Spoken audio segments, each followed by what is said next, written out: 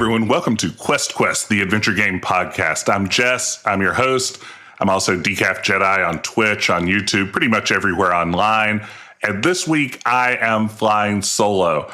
Ben can't be here because, well, frankly, he's trapped in the pages of a book. Now listen, I'm not happy about this either.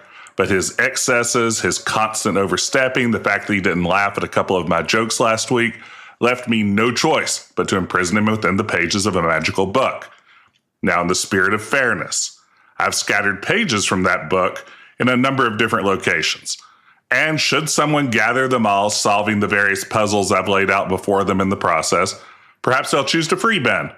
And he'll be back here next week joining me as my co-host, as always. But for now, I'm flying solo this week, and I think I have a fun episode planned for you on this solo quest. So welcome in.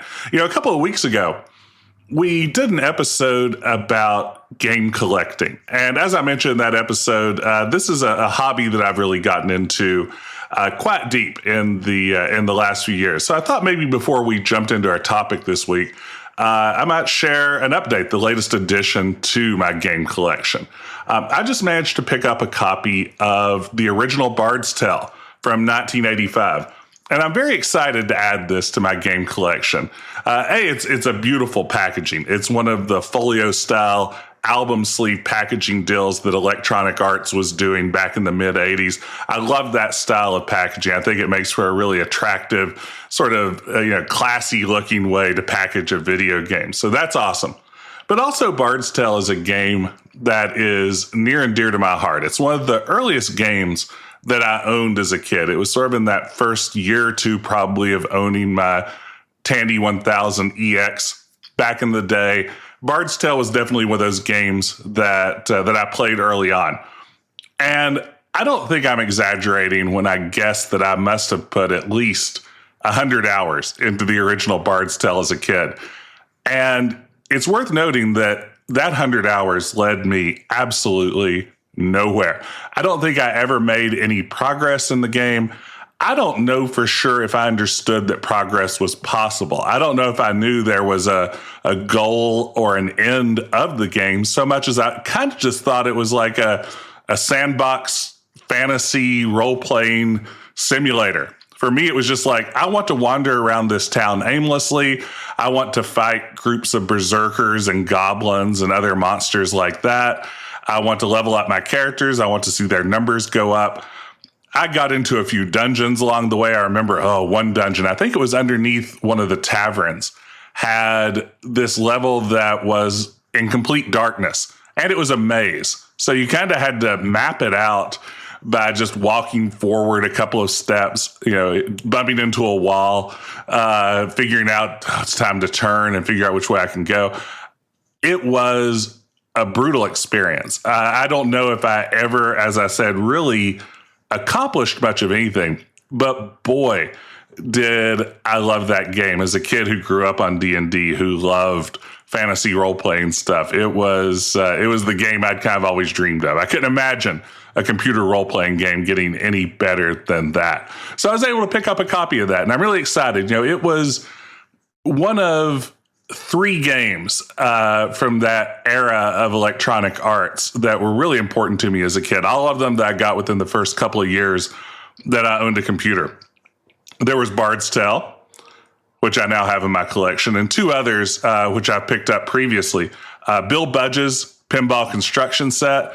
Oh man, what a game. I think I've talked about this before, maybe on the podcast, but boy, did I love Pinball Construction Set. It's exactly what it sounds like. You can drag and drop pieces of a pinball table to build your own pinball game and then play it. I think you'd even share those if you knew someone else with a copy of the game. Fantastic game. And again, that album sleeve cover for that one is like I think in some ways like the quintessential version of 1980s synthwave. I love it. Just gorgeous, like this hand rising out of a grid, holding a pinball, a shiny silver pinball. Just what a gorgeous cover. And the other one was 7 Cities of Gold, which is another game I must have poured countless hours into. I was a real history nerd as a kid. And 7 Cities of Gold, which was essentially a colonization simulator just really captured my imagination. This idea of getting to explore and map the Western Hemisphere, of searching for gold ashore. All of that, really, those three games were all huge parts of my early computer gaming experience. I mean, on the other hand, I'm also playing around this exact same time. It's when I'm playing King's Quest II and Space Quest and some of the first adventure games I was playing. But Bard's Tale and those other Electronic Arts games were really important to me back then. I'm excited to finally have completed that mini collection. Now, I haven't gone back and played the original Bard's Tale in a long time. Maybe I should do that. Maybe I should stream the original Bard's Tale. It might be fun to go back and see, now that I understand that games usually have like a series of steps you go through to eventually reach the end of that game and defeat it. Maybe I would have a slightly different experience with it here in 2026 than I did in like 1987. But for now, in the spirit of doing this maybe Carrie Bradshaw style, I couldn't help but wonder, Jess, what have you been playing? Well, Jess, thank you for asking. What I've been playing lately, and a lot of people who maybe follow my stream already know this, I've been going back and playing Tales of Monkey Island for the first time in a really long time, maybe for the first time since the game was originally released. Now, I'm guessing most people listening to this know Tales of Monkey Island is, of course, Telltale's episodic Monkey Island game. It's one that, I think originally released on WiiWare. We like to say WiiWare here at Quest. It was originally a WiiWare game, and as well as coming out on PC and a few other platforms. But I played this one back in the day. I didn't play all the episodes. I think I maybe played the first 3 and then got distracted and never came back and finished the last couple. So it's been fun revisiting it. It's a really fascinating game to me. Something that as I've gone back to replay it, some of the things that surprised me a bit is, on the one hand, the first episode, which is currently where I'm at in my playthrough, is a little breezier than I remembered. And that's not meant to be a joke. I know it's a game that's about the idea of Guybrush being trapped on Flotsam Island, and the winds are trapping him there so that he can't escape or anything. But it's breezier than I remembered in the sense that it's really flying by for me. As I recall from when I played it years and years and years ago, I kind of felt like, these first few episodes were really a slog. And it hasn't felt like that going back and revisiting it now. Maybe I've adjusted my expectations a bit. Maybe I'm just making it through the puzzles a little more quickly, since some of them are semi-familiar to me, still kicking around in my brain at least a little. But the big part of it too is there's some really outstanding writing.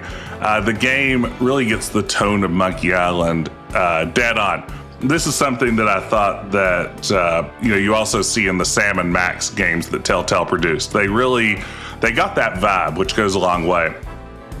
And along with that, it's supported by some outstanding voice work. As always, friend of the pod, Dominic Armato, is just perfect as Guybrush Threepwood, but the entire cast really brings it home pretty beautifully. The 3D looks much better than I remembered. Certainly better than Escape from Monkey Island. Now, and I want to be clear here. I am a tiny bit of an Escape from Monkey Island defender. I'm not going to say it's the best Monkey Island game. Not by a long shot. I think Escape from Monkey Island probably rightfully ranks as maybe the bottom of the pile, the bottom of the barrel monkeys when it comes to Monkey Island games. I'm not trying to suggest that Escape from Monkey Island is some kind of lost classic, but I don't think it's as terrible as people make it out to be. I think the worst Monkey Island game is still better than a pretty large percentage of adventure games out there. I think Escape from Monkey Island has some real charm to it. Monkey combat is frustrating and it totally breaks the pacing of the third act of the game, but it's not as bad as people remember. But as I was saying before I got off on this tangent, Tales is really a return to form. It looks better than Escape. I think it's a little more tightly designed. They really do a great job with bringing Guybrush and company back into action. So I'm looking forward to continuing on with that, and especially getting to the episodes that I've never played before. There isn't a lot of Monkey Island content out there that I haven't experienced. There are those last couple of episodes of Tales of Monkey Island, and then I guess like the Monkey Island content from Sea of Thieves, which I don't know. I've tried to play Sea of Thieves a few times, and boy, that game didn't click for me. But maybe if you add some Monkey Island to it, maybe all of a sudden I see the magic that so many people love about that game. But yeah, so I've been playing Tales of Monkey Island, looking forward to seeing where it goes next. All right, enough stalling. Let's get into this week's topic that I'm calling the Sierra Syllabus. Now, a lot of you listeners may know that my day job is working as a professor. I work as a professor at a university. My formal background and training is in political science and international affairs. I study stuff like conflict and foreign policy and all that sort of stuff. But in recent years, I've been doing more and more teaching and research on popular culture, and especially video games, sort of trying to look at video games and understanding what sorts of political and social values may be embedded in not just the games that are produced, but also the culture that's arisen around gaming throughout its history. So it's sort of a weird turn.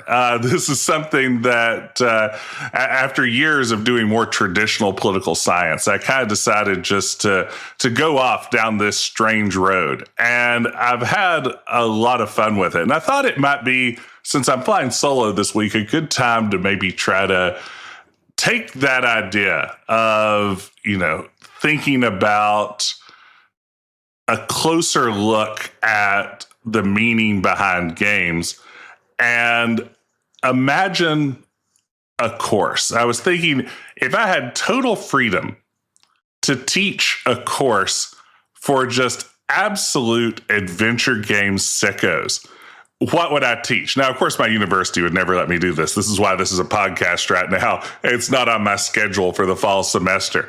But if I had to teach a course for absolute adventure game sickos, what I came up with is what I'm calling the Sierra Syllabus. I've designed an 8-week course exploring the history, design, and cultural legacy of Sierra Online that's going to try to emphasize what I think of as critical analysis of adventure games, not just taking them in terms of the story and puzzles they present, but trying to think more deeply about what sorts of meanings and themes and values are embedded in those games. So that's what I have in mind when I talk about this Sierra Syllabus. It's sort of an imaginary 8-week course that I've drawn up.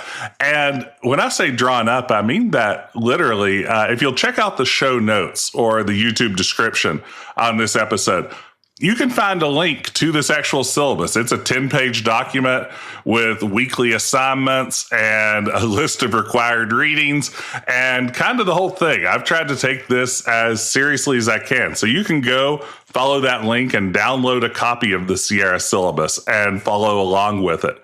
But what's in there? As someone who teaches about pop culture, as someone who teaches about video games, how would I design a course about Sierra Online and its adventure games? And I started out by thinking, as we do oftentimes in course design, what are my learning objectives? What do I want students to come away from a course like this with? What do I hope by the end of the course they'll be able to do? one of the big things, assuming maybe someone might somehow end up following this curriculum without knowing a lot about Sierra at a very basic level, I would hope that upon completion of this material, that someone would be able to explain Sierra's historical significance in the gaming industry, understand what its contributions to the adventure game genre are, just sort of properly place Sierra in its historical context. Another thing that I'd want to do if I was teaching a course like this is introduce some of the basic concepts from the discipline of game studies. Game studies is the academic discipline that studies interactive games. I would want to introduce students to some of the concepts that we use in game studies to analyze games and help them learn to apply those to better understand adventure games. I think a big part of it for me is looking at the games themselves as well, learning how to interpret them as texts. This is oftentimes the term we use in media studies, is we treat a piece of media, whether it's a film, whether it's a television show, a piece of music, or in this case, a video game, treat it as a text. The same way that if you were taking a literature course, you might treat a copy of Jane Eyre as a text and engage in critical analysis with that text, asking questions again about what sorts of values, what sorts of assumptions, what sorts of themes are embedded within that work. So that's another goal that I would have as part of this. I would also like to work toward producing some kind of analytical or creative project about Sierra's legacy. And I'll talk more about that in a minute, what sort of final project I would plan for a class like this. But along the way, learning how to use games, manuals, interviews, walkthroughs, fan-created materials as primary sources, all of those are important skills in game studies. I think this is the kind of course where practicing and reinforcing and assessing those skills could be pretty valuable. So that's like the big picture thing of what I would want to accomplish if I taught a course about Sierra Online's games. Now, what kind of required texts would I use? You got to give that bookstore money. That's the most important thing. If you're taking a college course, that bookstore needs money. So you gotta adopt a few textbooks for something like this.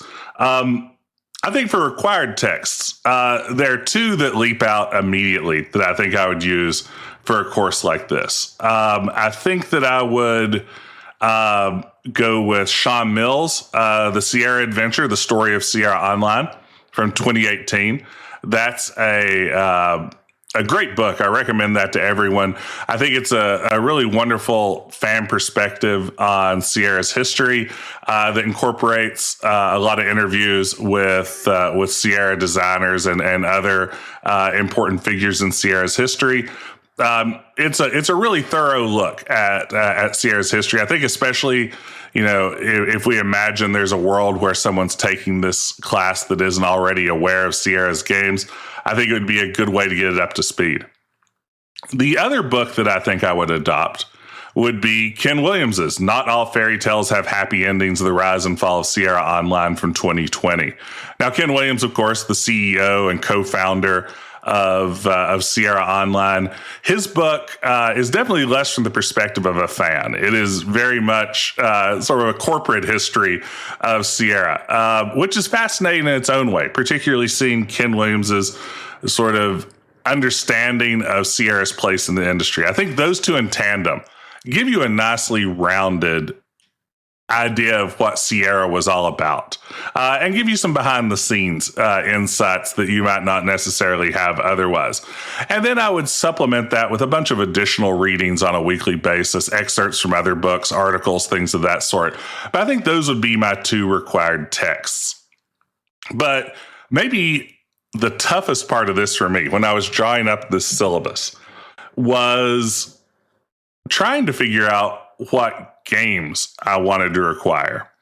Because ultimately, in a class like this, I would want to ask students to play certain games so they can experience these, not just read about them or watch a Let's Play video of them, but also so we have some common ground to talk about the material. When only a couple of people have played some game and other people have played a different game and nobody's quite on the same page, it can be difficult to teach a class like this when everyone has a different point of reference. So I would want to assign a core group of games that I would ask everyone to play. And I really agonized over this, and I'm still not sure from this syllabus if I'm completely happy with the games I chose. But for the course I want to teach and giving a nice broad introduction to Sierra, here's what I came up with. So I have 7 games that I'm going to ask students in this course to play over the course of 8 weeks. What are the 7 games? First, Mystery House. King's Quest.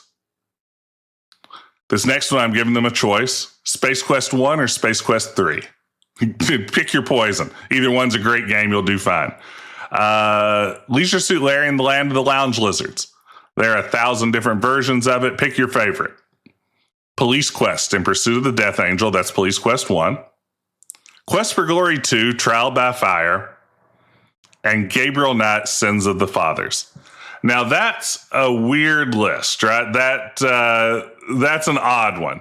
I don't know if it's the most representative sample of what Sierra is all about. It's certainly not necessarily what I would consider Sierra's very best games. The original King's Quest isn't the best King's Quest. The original Larry probably isn't the best Larry. But I've chosen all these for a reason, to get at certain themes I want to talk about for the semester. They're kind of doing 2 things. They're again giving someone a broad introduction to several of the franchises that really defined Sierra as a company. I've kind of got a representative from most of the major Sierra adventure game series. Most. Couldn't get Manhunter in there. I'm sorry, Manhunter fans.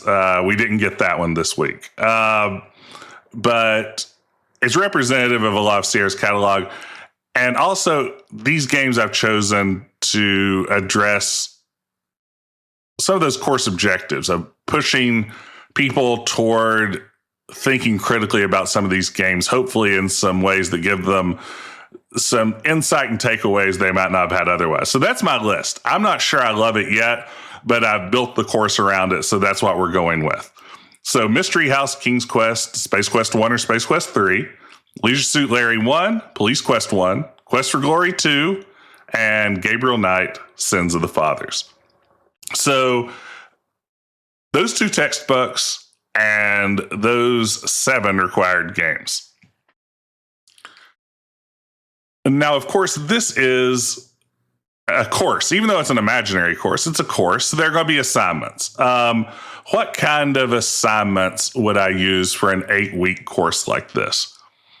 I think the starting point for a course like this, what would be important for me, would be weekly play journals. If I'm going to assign one of these games each week, ideally, I would like to see students maintain some kind of weekly play journal that documents their experiences with playing these games.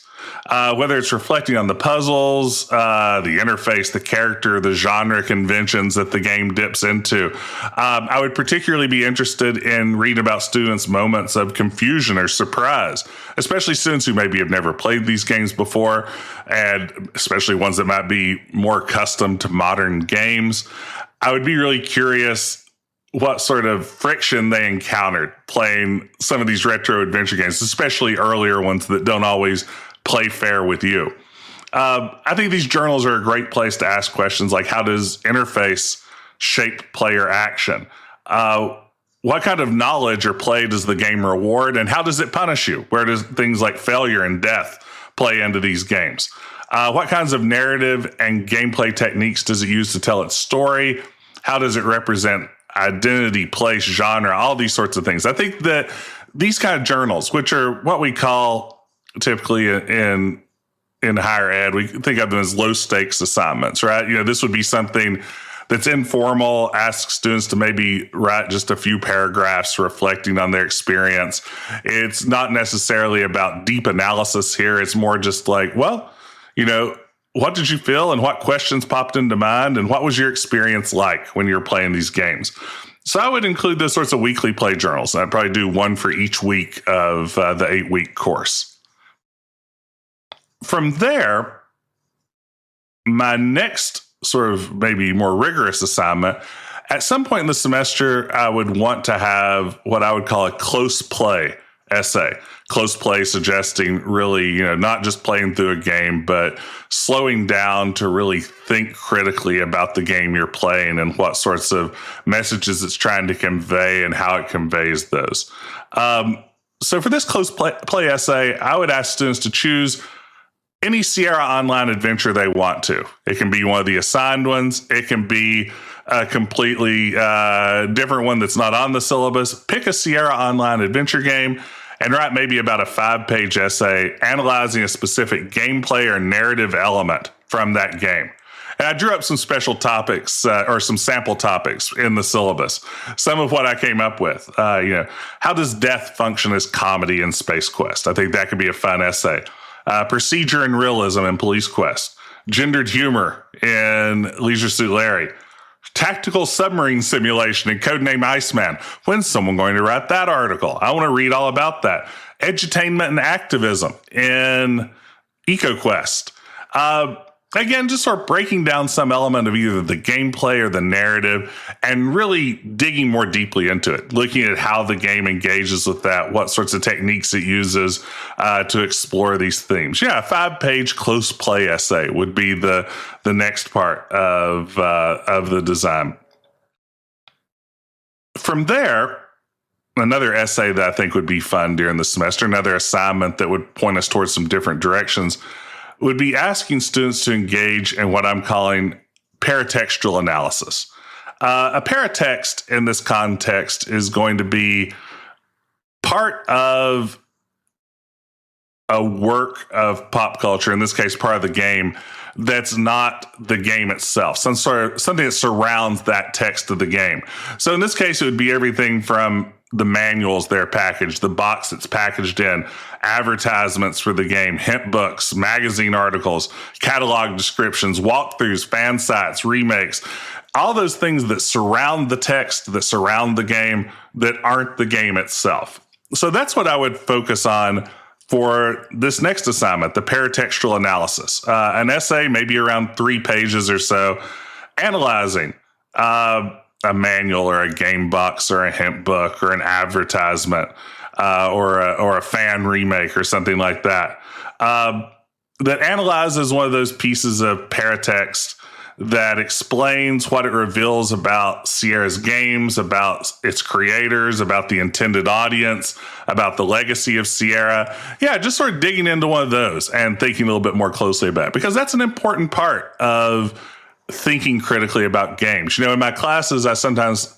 tell students, it's like we can think about and analyze pop culture and video games at sort of 3 points. We can look at the work itself. I think that's the most obvious option. We can look at the work itself. We can analyze the themes and the values and the techniques used in a video game to accomplish its creative and artistic goals. But also it's worth considering not just the work itself, but the environment in which it was created, and ultimately how it's consumed by its audience, ultimately the culture that surrounds that. And this paratextual analysis, I hope, will push students toward thinking not just about the games themselves, but the things that surround those games. So that's the paratextual analysis. Then the last thing I had for the 8-week course was a final project. And I've given students some options here in the syllabus. They can choose to complete a research paper, frame a research question about a Sierra-related topic, and write approximately a 10-page research paper on that. Focus on a specific game, a series, a genre, a designer, a fan project, Sierra Online as a company, comparing a couple of games, maybe tracking a single theme across multiple games. There are lots of different ways you could approach this, but the goal is to come up with a clear argument supported by thoughtful analysis and relevant sources, all that sort of thing. Really dig deep to ask a question and then present a compelling answer to that question. So that's option 1 for the final project, sort of a traditional research paper. Option 2 would be to replace that with a video essay. To take the same sort of approach, choose a Sierra-related topic, and then submit maybe around a 12 to 15 minute video that does the same thing, poses an original research question, and then answers it, addresses it, using the kind of visual and audio evidence that's possible in a video essay that's a little bit harder to pull off in a traditional written essay. So a video essay, doing the same sort of thing. The final option for the final exam, the last of the three, is a game design. Students can design a short adventure game prototype.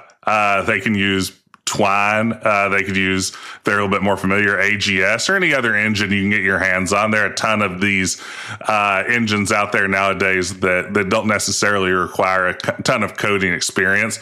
I'll take click and play if that's what I have to get.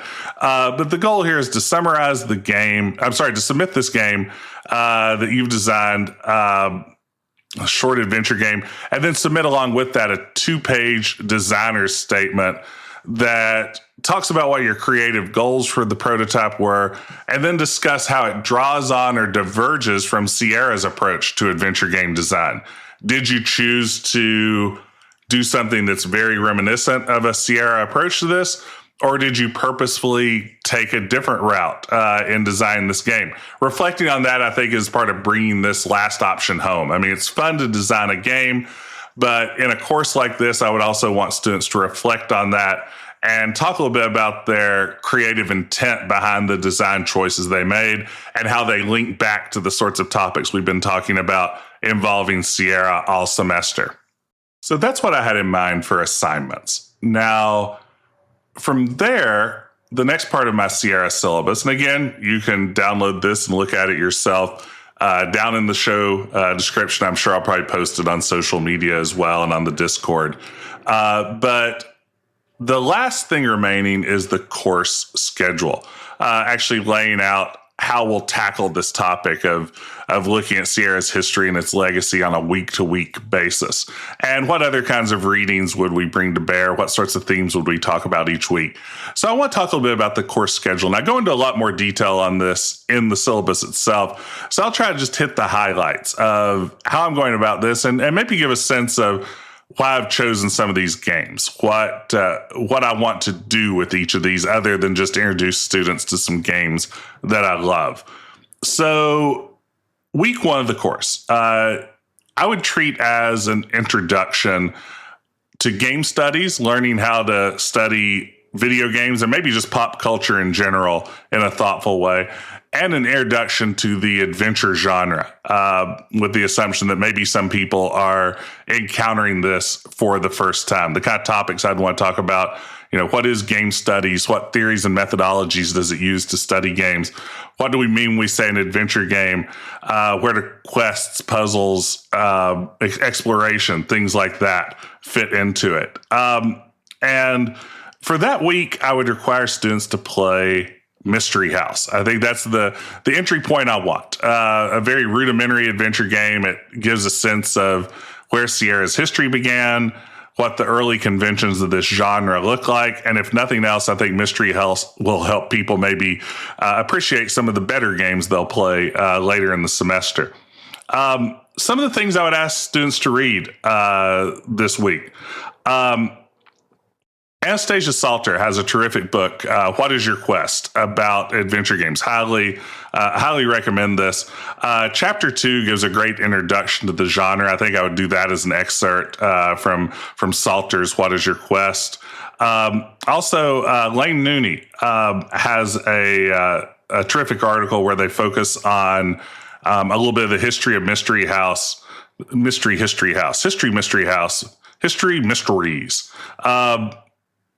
Titled Let's Begin Again, Sierra Online and the Origins of the Graphical Adventure Game. I would definitely use that Nooney piece here as well. I might also throw in Ron Gilbert's Why Adventure Games Suck, that essay that he published back in the 1980s that sort of was part of this broader discussion of the LucasArts adventure game design philosophy. I might throw that in there too as maybe a critical take on why some of these early adventures could be a little frustrating sometimes. So that'd be week one, introducing game studies and adventure games, having them play Mystery House. Week two, I think this second week I would use to really dig into the history of Sierra Online, look at Ken and Roberta Williams and why they're such important figures in this industry. You know, Ken from the business side of things, and certainly Roberta as one of the most important and dynamic creators of this early era of computer gaming. Look at how the company went from online systems to evolve to Sierra Online, the rise of the graphic adventure game, how things like the development of the AGI engine was an important part of that story. Look at the technological evolution from text parsers to point and click to CD-ROM to FMV, all that sort of good stuff. And that week I would have them play King's Quest, the original King's Quest. I'd like them to tackle the first King's Quest and get a sense of, A, what a leap beyond Mystery House that was, and B, just sort of give them a sense of what the formula for this Sierra Quest style adventure is going to look like in the years ahead. So yeah, we'd play King's Quest that week. Most of the readings I think would come from Sean Mills and Ken Williams' books. Both of them give a lot of this history really well. I think that I would rely on them to do some of the heavy lifting for the readings. Week 3, the topic I had in mind was comedy and parody. We've talked a lot on this podcast about how oftentimes the adventure genre is very closely interconnected with comedy. There's certainly, I think, more funny adventure games maybe than there are serious ones. Certainly, the games that loom large in industry, games like a Monkey Island, for instance, rely extensively on comedy. Most of the LucasArts games do.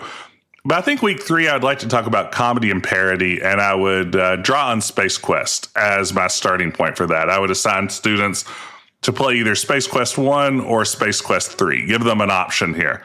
I think both do a nice job with this concept. Some of the topics I would want to get into, science fiction parody, how Space Quest functions as sort of a workplace comedy and also a story of reluctant heroism. I really want to talk about death as a form of both slapstick and gameplay mechanic. To me, that's the most interesting thing about the Space Quest series from an academic standpoint, I think. I love these as a fan, but as someone trying to figure out what makes Space Quest unique, I think its use of death is maybe not necessarily unique, but one of the defining features of this series and something I'd like to dig into. Also, the use of meta humor as a storytelling technique, I think, would be interesting. Space Quest isn't afraid to get pretty meta in its humor. I mean, there's a game, and we don't usually talk about it much here on the podcast, Space Quest 4, where Roger's traveling, through his own sequels. I think that'd be fun to break down. Some of the readings I'd pick out for this week, Angela Cox, another outstanding scholar with a real interest in Sierra work, has a great piece called Lookin' Whole, Gameplay Parody in Sierra's Space Quest. It's a short essay that I think would be really interesting here. Giappone, I hope I'm pronouncing that correctly, has an article I'd like to look at called Self-Reflexivity and Humor in Adventure Games. I think it's a great way to sort of start breaking down how these games use humor and how oftentimes it's built into the gameplay logic of the puzzles themselves. I think both of those would provide a good starting point to talk about comedy and parody and where Space Quest fits into that. So that's week 3. Week 4, Police Quest and procedural play. We're going to play Police Quest 1. And I want to talk about what an important part procedure plays in this game. And I think Jim Wallace would appreciate that. He cares about procedure maybe more than anyone. I want to talk about how procedure functions as gameplay in Police Quest. I want to talk about the limits of realism. Police Quest presents itself as based on a true story, realistic police simulator. And I think there are some real limitations, maybe holding it back there. I want to talk about the limits of realism in video games in general. I want to talk about police training and professional fantasy. I mean, Sierra liked to talk about how there were actual police departments using Police Quest 1 as a training tool, which is ludicrous. That's upsetting to think about, but that's out there. But also something Ben and I have talked about before when we've discussed Police Quest is how it functions as a form of professional fantasy. This idea that as a kid, doing things like driving around a police car and having a job have a certain appeal to them in and of themselves. It's almost like an adult simulator. I think we've referred to it before, not in the way that Leisure Suit Larry is an adult simulator, but this idea of professional fantasy, I think, would be fun to explore. Also, Police Quest, I think, asking questions about the politics of simulated authority, talking about how the game does and doesn't maybe function as propaganda at some points. Lots of things to tackle with Police Quest. And I think a piece I would have students read here, I might recommend an excerpt from Ian Bogost's Persuasive Games, The Expressive Power of Video Games. He writes about what he calls procedural rhetoric and frames it as an important part of how video games tell stories and share values and communicate ideas. The idea that ultimately all games are just sets of rules that you have to function within. Even the most loose sandbox of games is ultimately constrained by certain rules, and Police Quest is a game constrained quite a bit by procedure. I'd like to maybe use that as a jumping off point to think about how procedure shapes the kind of stories that we tell, the kinds of values we embed into these works, the kind of themes that we develop. I'd probably send people over to read a great essay by a friend of the pod, Richard Cobbett. Police Quest pretended to be serious, but was really a nonsensical fever dream. I think it's a good starting point to really think about the limits of realism and simulation in a game like this. I would recommend the Digital Antiquarians piece on Police Quest 4. Chief Gates comes to Oakhurst, a cop drama, thinking a little bit about the broader politics of bringing disgraced LAPD police chief Daryl Gates in to serve as a designer, but probably more of a consultant, more accurately, on Police Quest 4. Yeah, there's a lot of things in this in Police Quest that I think are worth exploring. So I'll have students play the first Police Quest, and then we'll talk a little bit about procedure, the limits of realism, and sort of the challenges of of the politics of simulated law enforcement. That brings us to week 5: Leisure Suit Larry, gender, and sexuality. So this is going to be it's going to be a fun week. Some of the topics that I'd want to get into. First, I'll have them play Leisure Suit Larry in the Land of the Lounge Lizards. They're welcome to do the original EGA. They're welcome to do the VGA remake or Reloaded. I think all of them function about the same for my purposes. I'd want to talk a little bit about adult games and moral panic. Moral panic being this idea of sort of outrage over cultural works that are perceived as some sort of corrupting force or a threat to our values. I'd like to talk about sexism, parody, and critique, masculinity and sexuality in video games. But maybe one of the themes I would like to engage with along with that is, how do we critically engage with outdated or problematic games? I think that it's safe to say there's some problematic elements in all of the Leisure Suit Larry games. Some are maybe a little bit edgier or more outdated than others. But learning how to engage with these, to think critically about them, to draw away meaning from games like this without necessarily giving them a pass. Not saying it's like, oh, all this is fine because in, 1990, this is how everyone thought, or this is how everyone talked. That's not what you want to do when you look at a piece of work like this, but that doesn't mean there isn't meaning you could derive from looking at older games like this that has some problematic elements. So we talk about Leisure Suit Larry. Yeah, I think it's a great great site to explore questions of gender and sexuality, and some of the problems of sexism and objectification that may be part of this as well. Some of the readings I would do this week. Another piece from the Digital Antiquarian. His background on Leisure Suit Larry and the Land of the Lounge Lizards is really strong. I would revisit that. Jimmy Mayer's piece is really strong there. Adrian Shaw has a nice short essay on LGBTQ representation in Leisure Suit Larry, which, spoiler alert, a lot of it's not so great. That essay was in the book How to Play Video Games. I think I would assign that. I've written a piece that I talked about, I think, in my last solo quest called Passionate Patty and the Politics of Patriarchal Play. I might selfishly and self-indulgently ask students to read that. And there's another article by Angela Cox, who I mentioned a couple of weeks ago, that I think might be fun here. She wrote an essay titled Women by Women, a gender analysis of Sierra titles by women designers. That originally appeared in the book Feminism in Play. It doesn't engage as directly with Leisure Suit Larry, but it does engage with how gender maybe shaped design choices in other Sierra titles. So I would like to maybe talk about that to broaden the discussion beyond just the Leisure Suit Larry games. So that's week 5, Leisure Suit Larry, gender and sexuality. That brings us to week 6. And this is actually a topic that I've thought about writing an essay of my own about at some point, but I decided just to make it a week of this make-believe course instead. I'm calling it Sierra Visits the Middle East. And it grows out of something that I find kind of fascinating. And it's the fact that in a short period of time, like in a year and a half or so of the company's history, Sierra produced 3 games where players would visit some version of the Middle East and North Africa. You have Quest for Glory 2, Trial by Fire. And that's the game that students will be playing here in week 6.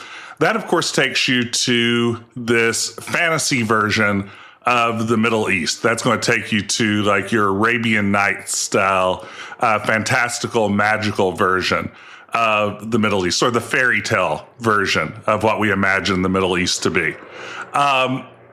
Also, we have a game like Conquest of Camelot, which also takes King Arthur to the Middle East as part of his search for the Holy Grail. There we have what's played as a little bit more of a historically informed version of the Middle East, but certainly there's still some mystical elements involved in it. It plays a little more straight than Quest for Glory 2, but still maybe a little fantastical in and of itself. And then finally, we have Codename Iceman, where again, if we think about the larger Middle East, North Africa region, at the end of Codename Iceman, of course, Johnny Westland travels to Tunisia. There we have what was then a modern day take on the Middle East. And this one is wrapped up in a plot line that involves the politics of oil, terrorism, things like that. It's trying to be sort of a real life thriller, but we all know that Codename Iceman is not entirely successful with a lot of its artistic endeavors. And I think that it's safe to say this Tunisia section, while it's better than the submarine simulator, still ain't great. But this fascinates me that Sierra sort of gives us these 3 different versions of the Middle East and North Africa in this very short period of time. So this week, I want to explore that. And the lens that I think I would use to explore it is the concept of Orientalism. And this idea of Orientalism originates with a scholar named Edward Said, who wrote a book by that title in the 1970s. And in this book, Said lays out an idea about how Western writers, painters, filmmakers, the people who've created works of Western culture, don't really look at the cultures of the Middle East and Asia for who they really were. Instead, they treated them more like a blank canvas to paint their own fantasies on. To the West, these regions that Said calls the Orient, the eastern parts of the world, became a mystical place full of ancient curses and exotic belly dancers and cruel tyrants and magical secrets. It wasn't a real history. It was closer to a caricature.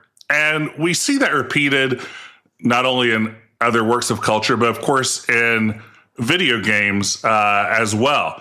You know, desert levels, aren't bad in and of themselves. They're usually pretty fun. But they tend to rely on a certain set of tropes that flatten real, diverse living cultures into something more of a exotic playground for Western heroes to explore, to conquer, to rescue, whatever. And of course, Saeed frames this as part of a cultural tradition that plays into the West's efforts to dominate these regions of the world. So it's about this larger power dynamic that arrives out of this imagined version of who and what the East is. Desert cities, bazaars, palaces, this exoticism that is seen throughout a lot of these cultural products.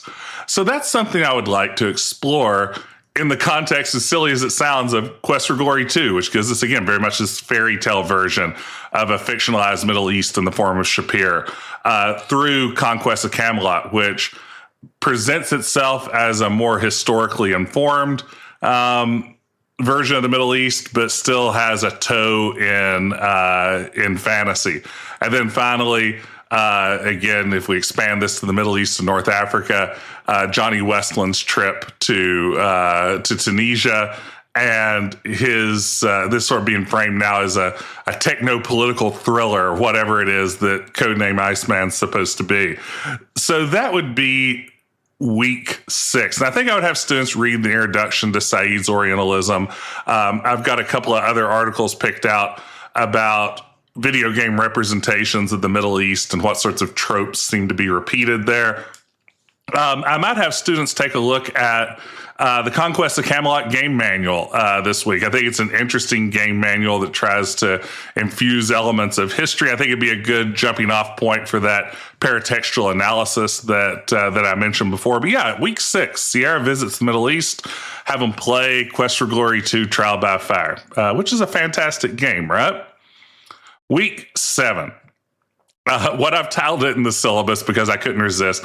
Week 7. What can Gabriel Knight tell us about voodoo? So in this week, students, as you might guess, are going to be playing Gabriel Knight, Sins of the Father. And some of the themes that I want to talk about here, I think this one's going to cover a lot of things. I want to talk about Jane Jensen and what I think of as the literary adventure game, a game that is trying to maybe take a more mature approach to this genre, that's trying to focus a bit more on storytelling in a more literary sense than maybe some of Sierra's earlier games. I think that's a fascinating part of this. New Orleans is the setting, and how games create a sense of place and space. To me, that's fascinating. And it sort of ties into the themes from week 6 with Sierra's versions of the Middle East as well. For me, one of the most compelling things when I played Gabriel Knight for the first time was the city of New Orleans as it's represented in the game. I'd never traveled to New Orleans when I first played Sins of the Fathers. I don't think I had a really great sense of anything about New Orleans culture other than what little I knew about like Mardi Gras from having seen bits on TV about it or something. And the game, even with its very limited depiction of New Orleans, at least for me, was fascinating enough that it made me want to travel there. And eventually I did. And I sort of did the Gabriel Knight walking tour of New Orleans and the French Quarter, which I know a lot of other Sierra fans have done as well. But I want to talk about how games create that sense of place and space, and especially this, sort of version of New Orleans that has this undercurrent of, of voodoo playing out. And I want to talk about that as well, how the game depicts race, religion, those sorts of questions of representation. So that's what I had in mind for this week, is looking at Gabriel Knight, not just as a more mature approach to adventure game storytelling, but also exploring this world of New Orleans, and then how race and religion fit into this story. So some of the pieces I have scheduled for this week. There's a great piece by McGee titled Haitian Voodoo and Voodoo, Imagined Religion and Popular Culture, that sort of looks at how, real world traditional practices of Haitian voodoo may differ from the kinds of fictionalized versions that we see in a lot of pop culture, and what the broader dynamics and repercussions of that might be. Again, I've already assigned one piece I wrote. I might throw in another this week of my own works. Werewolves of Bavaria that I wrote a few years ago for the website Waypoint on Gabriel Knight 2 and some of the interesting themes we see there. The Digital Antiquarian has a great piece on Gabriel Knight as well. But yeah, week 7, what can Gabriel Knight tell us about voodoo? I think there's some fun stuff to explore there. And then finally, week 8, what I've called in my syllabus, Sierra fandom, preservation, and legacy. Here I want to really focus in on nostalgia and fan memory. What happens when a game becomes retro? Where do fan sites, fan communities, game preservation, fan games, unofficial remakes, where does all of that fit into the story of Sierra? I think that could be an interesting topic to explore, because I think for me here in 2026, that's a huge part of the Sierra story. I mean, there are lots of games out there that have vibrant fan communities, that have fan games and remakes and things like that. But I think that Sierra is really a standout in that regard. You really see a lot more of this sort of fan activity around Sierra games than you do a lot of games from the 80s and 90s. I think that's fascinating, looking at how these games have been kept alive by, amateur game designers, by content creators, by preservationists, archivists, etc. So yeah, that's what I'd like to talk about in this final week. And for required play, I left it open in the syllabus, asking students to choose any fan remake or original fan game that they want to tackle, inspired by Sierra. So they can go back and play like the King's Quest remakes. They can grab a fan game of some sort. They can grab something. I wouldn't want to plug StairQuest here, but boy, that'd be a fascinating one to play, wouldn't it? But yeah, choose your own fan game related to Sierra and play through that and write a little journal on it. Required readings. I've got a few here that I think are interesting. An excerpt from the book Textual Poachers by Jenkins, a chapter titled Get a Life, Fans, Poachers, Nomads, that looks at how fan culture and fandom functions a little bit.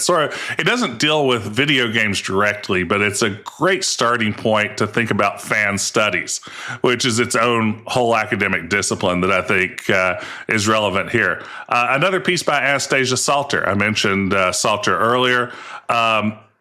Once more, a kingly quest. Fan games in the classic adventure genre. It's a great essay by Salter that I think would give us a good starting point here as well. And then both Ken Williams and Sean Mills's books talk a little bit about this longer legacy of Sierra as well. I would have students look at those chapters for this final week too on fandom, preservation, and legacy. So that brings us to the end of the 8-week syllabus. Normally in my classes, I bet, any questions? And a student would raise their hand. They'd be like, is the final exam comprehensive? And I'd be like, we'll talk about that closer to the final. I don't want to talk about that right now. But again, something I like doing, something that's really fulfilling to me creatively, is taking a really silly idea, like a class dedicated to studying Sierra Online, and then taking that silly idea very seriously and trying to think about, well, if I were really going to do this, what would this look like? And that's what I tried to do with this syllabus. This isn't far off from what one of my real courses might look like. And again, of course, this would be way too idiosyncratic and narrow-casted to be something I could ever teach as part of my real job. But, it was a fun exercise to think through what a class like this would look like. And, I hope, again, you can find a copy of this syllabus. There's going to be a link in the in the description, the show notes. So you should be able to access it there if you're curious. But yeah, if it's something that kind of grabbed your attention or sparked your curiosity, you'll have a list of all those readings. If you have any trouble getting your hands on any of them, I might be able to point you in the right direction. Feel free to reach out to me. But yeah, I think that's one way you could tackle a course on what I've called Sierra Online, a critical history. That's one way you could go about it. One way among countless ways, because I think that there are any number of approaches one could take. This is just sort of what I thought would be an interesting way of cracking open this topic based on my areas of interest. So yeah, that's the Sierra syllabus. I hope you enjoyed it. I'd love to hear your feedback, thoughts. If there are, articles or essays or websites that you've come across that you think would be great for one of these topics, or a topic that you feel like absolutely need to be covered that I didn't get to, please let me know. You can email the podcast at questquestpodcast@gmail.com. We would love to hear from you. We would also love if you could go on and give us 5-star reviews. It helps people find the podcast. It helps us reach a larger audience. It really makes a difference for us. If you can review us, that's even better. Leave us a written review. Those comments make all the difference in the world, and we appreciate it deeply. But that's it for me this week. That brings this solo quest to a close. I have a couple of more pages from Ben's prison book that I need to hide away, so I should get back to work on that. But be sure to join us next week. When our topic, let's see, Ben left a note somewhere on this. Here it is. Our topic next week, it looks like it's going to be Space Quest 4.